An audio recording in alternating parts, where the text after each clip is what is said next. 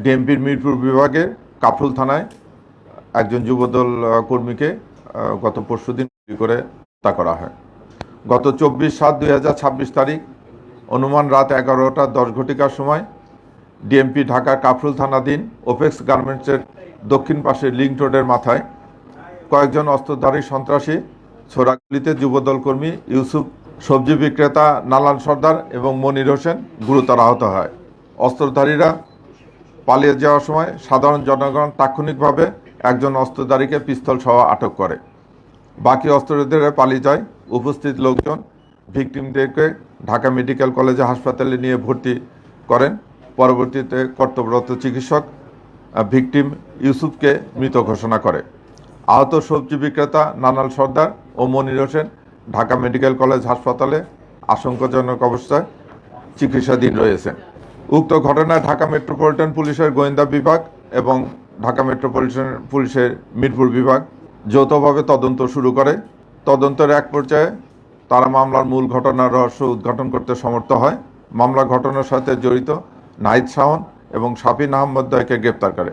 আটককৃত চঞ্চল ও নাহিদের দেওয়া তথ্য মতে ঘটনার সহিত জড়িত জিয়ারুলকে মাগুরা জেলার শালিকা থানাধীন অটোপাড়া মিরপুর হইতে এবং আলী হোসেনকে ডিবি পুলিশ গ্রেপ্তার করে। কাফরুল থানার পুলিশ ঘটনায় জড়িত জিয়াদ মোল্লাকে শরীয়তপুর এবং মাসিমুল্লাহকে যশোর জেলার থেকে গ্রেপ্তার করা হয়। এই ঘটনার সাথে জড়িত মোহাম্মদ আবির হাওলাদারকে জনগণ পিটুকুনি দিয়ে কাফরুল থানায় সোপর্দ করে। আসামিদের জিজ্ঞাসাবাদে জানা যায় যে এই ঘটনার মূল পরিকল্পনাকারী হাফিজুর রহমান হাফিজ ওরফে সিএনজি হাফিজ। হাফিজ কাফরুল থানার স্বেচ্ছাসেবক দলের যুগ্ম আহ্বায়ক, সাথে হাফিজুল ইসলাম বাবু কাফরুল থানা যুবদলের সদস্য সচিব। এর ময়লার টেন্ডার ও ফুটপাতের দখল নিয়ে 4 নম্বর ওয়ার্ড আওয়ামী লীগের সদস্য সচিব আরবুল ইসলাম বাবু ওরফে ডিশ বাবুর ডিশ এবং অ্যান্টেনা ব্যবসার দখল নিয়ে দীর্ঘদিন যাবৎ বিরোধ চলে আসতেছিল। বিরোধের এক পর্যায়ে লিলি আল্ট্রাসফট সিরাম জেল, যা গভীর থেকে স্কিনে দেয় 3 গুণ সিরাম হাইড্রেশন। সিরাম জেল হাইড্রেশনে ব্রাইট থাকো সব সিজনে। সিএনজি হাফিজ যুবদলের সদস্য সচিব হাফিজুল ইসলাম বাবুকে হত্যার উদ্দেশ্যে তার নিজ জেলা মাগুরার আশেপাশে হইতে অনুমান 25 লক্ষ টাকায় পেশাদার খুনি ভাড়াটিয়া বাহিনী ভাড়া করে।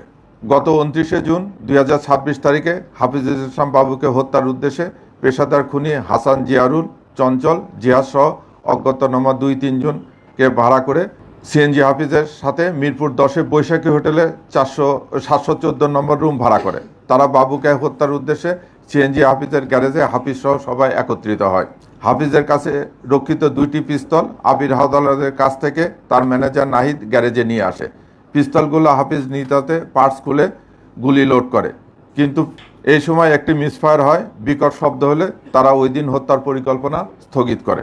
কিন্তু পেশাদার খুনিরা ওই দিন বিশ্বকাপ ফুটবল খেলা দেখার অজুহাতে হাফিজুল ইসলাম বাবুর অফিসের আশেপাশে পৌঁছে বাবুর চেহারা চিহ্নিত করে ও সিএনজি হাফিজের কাছ থেকে 50,000 টাকা অগ্রিম নিয়ে ওই দিন চলে যায়।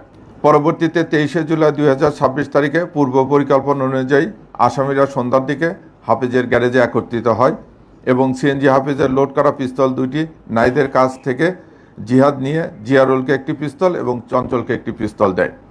পিস্তলগুলো নিয়ে জিয়ারুল, চঞ্চল, হাসান, জিহাদ, মাসুম বিল্লাহ সহ আরও অজ্ঞাতনামা 2-3 জন হাফিজুল ইসলাম বাবুকে হত্যার উদ্দেশ্যে তার অফিসের সামনে অবস্থান নেয়।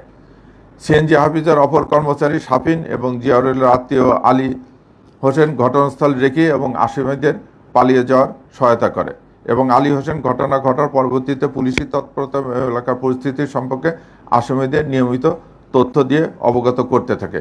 ঘটনার দিন রাত অনুমান 11 ঘটিকার সময় হাফিজুল ইসলাম বাবু তার অফিসের সামনে নেতাকর্মীদের নিয়ে আলাপকালে অপরিচিত লোকজনের সন্দেহজনক মনে হলে তাদের পরিচয় জিজ্ঞাসা করলে তারা তাদের বাসা মিরপুর 10 বলে জানায়। এক পর্যায়ে হাফিজুল ইসলাম বাবু তার নেতাকর্মীরা অপরিচিত ব্যক্তিদের দেহ তল্লাশি করতে চাইলে তাদের মধ্যে একজন পিস্তল বাইর করে যুবদল কর্মী ইউসুফের বুকে গুলি করে এবং তাৎক্ষণিকভাবে অস্ত্রধারী সন্ত্রাসীরা এলোপাতারি গুলি ছুড়ে পালিয়ে যাওয়ার চেষ্টা করে।